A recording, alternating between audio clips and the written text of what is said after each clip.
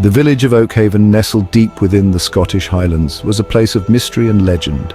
A veil of mist perpetually shrouded its ancient stone houses, giving it an ethereal, almost otherworldly feel. Whispers of old magic clung to its cobbled streets. Generations passed down tales, dark tales of enchantments and curses. They spoke of a curse that had haunted the village for centuries. A curse carried upon the back of a black cat, a creature that seemed to embody the village's fears. Superstition ran deep in Oakhaven, influencing every aspect of daily life. Black cats, they said, were harbingers of misfortune, omens of doom. To cross their path invited ill luck, a fate no one wished to tempt. Some even whispered of a ghostly woman, a spectral figure tied to the cat. She appeared alongside the black cat, her presence as chilling as the mist. Her sorrow echoed through the ages, a haunting melody that never faded. Fear was a constant companion in Oakhaven, a shadow that never left. Villagers avoided the black cat that roamed the glen, a creature they called Midnight. They spoke its name in hushed tones. Midnight, they called it, a name that sent shivers down their spines, a creature of both beauty and dread. Its piercing green eyes seemed to see into their souls. Its presence cast a long shadow over their lives, a reminder of the curse they could never escape. Even the bravest souls in Oakhaven couldn't escape the unease, the feeling of being watched.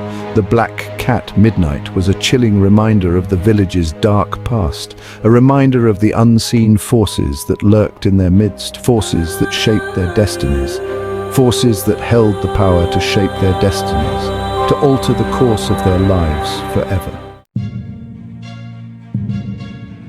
Eliza, a young woman with a thirst for adventure, arrived in Oakhaven. She had always been drawn to places with rich histories and untold stories. She had heard the stories, of course. The villagers spoke in hushed tones about the eerie happenings. Tales of curses and black cats, whispered warnings passed down through generations. But Eliza was a pragmatist. She scoffed at superstition, believing only in what she could see and touch. Her arrival stirred the village. The air buzzed with curiosity and unease. Strangers were a rarity in these parts, and her presence was both intriguing and unsettling. The villagers eyed her with suspicion, their gazes heavy with unspoken questions. "Beware of Midnight," they warned her. Their voices carried a weight of fear and caution. Their fear amused Eliza. She found their superstitions quaint and outdated. She had no time for such foolish notions. Her mind was set on uncovering the truth behind the legends. One evening, as the sun dipped below the horizon, casting long shadows over the village, Eliza encountered it. The black cat, Midnight. It sat in the middle of the path, as if waiting for her. Its emerald eyes glinted in the fading light, reflecting an intelligence that seemed almost human. "It's just a cat," she thought, feeling a shiver run down her spine. But there was something unsettling about its presence. But she refused to be intimidated. Her resolve was stronger than her fear. She approached the creature cautiously, each step measured and deliberate. Midnight simply stared at her, its gaze unwavering and intense. Its gaze was unnerving, intense. It felt as though the cat could see into her very soul. Eliza held out her hand slowly, her heart pounding in her chest. The cat sniffed it tentatively, its whiskers twitching with curiosity. Then, to her surprise, it brushed its head against her palm, a gesture of unexpected affection. Eliza moved into a small cottage on the outskirts of Oakhaven. It was a charming place, stone walls, a thatched roof, but it had an air of melancholy about it, as if touched by some unseen sadness. Midnight began to visit Eliza. At first it was just brief encounters. The cat would appear on her doorstep or watch her through the window. Its presence was both comforting and unsettling.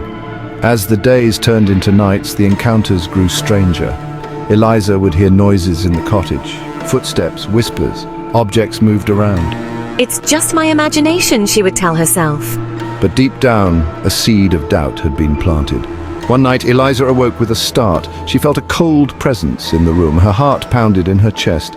"Is someone there?" she whispered into the darkness. She could have sworn she saw a figure standing at the foot of her bed, a woman shrouded in shadow.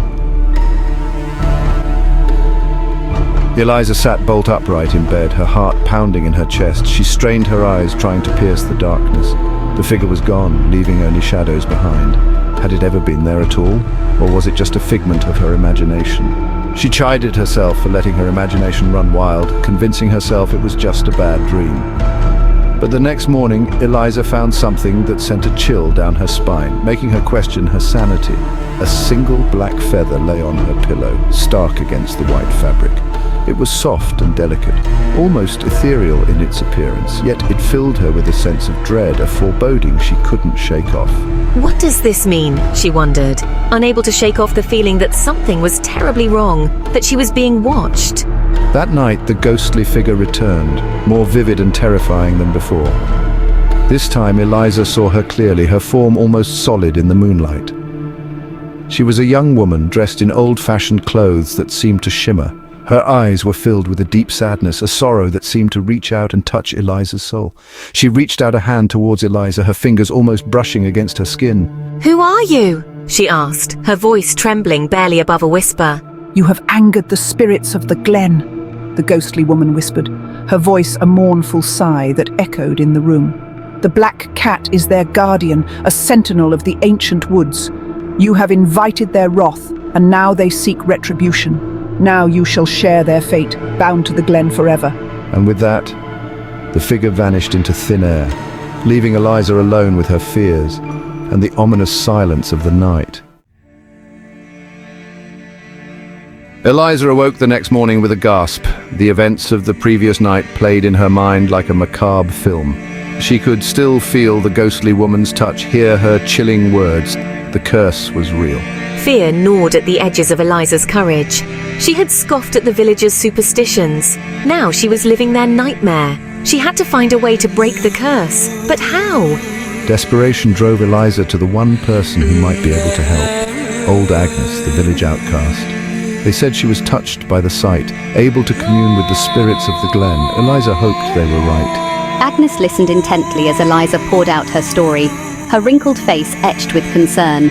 "The curse is old and powerful," she said, her voice raspy with age. "But it is not unbreakable. You have a chance to set things right, but you must be brave." Agnes led Eliza deep into the heart of the glen. The air grew heavy with the scent of pine needles and damp earth. The only sound was the rustling of leaves beneath their feet. Eliza couldn't shake off the feeling that they were being watched. They arrived at a clearing bathed in moonlight. A circle of ancient stones stood sentinel. The air crackled with unseen energy. Eliza felt a shiver run down her spine. This was a place of power, a place of magic. Agnes handed Eliza a small silver bell. "This will help you to focus your will," she said. "Now stand within the circle and begin the ritual when the moon reaches its zenith." Eliza stepped into the circle, her heart pounded in her chest. She closed her eyes and took a deep breath. She had to do this, for herself and for the village of Oakhaven. Eliza began the ritual. She rang the silver bell. Its clear tone echoed through the silent glen.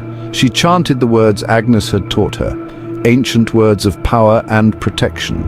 The air around her crackled with energy. The temperature dropped. Eliza felt a presence joining her in the circle. She opened her eyes. Standing before her was the ghostly woman. Her eyes burned with an icy fire. "You dare to defy me? You are but a mortal. You cannot hope to stand against the power of the curse." "I do not seek to defy you. I only wish to understand, to help you find peace." The ghostly woman laughed, a chilling sound that echoed through the glen. "Tell me your story. Let me help you." S3.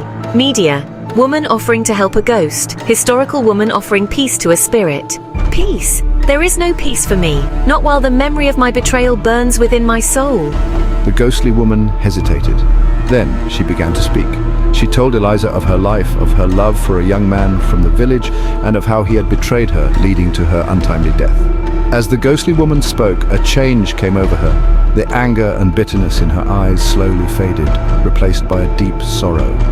Eliza listened with compassion. She understood the woman's pain.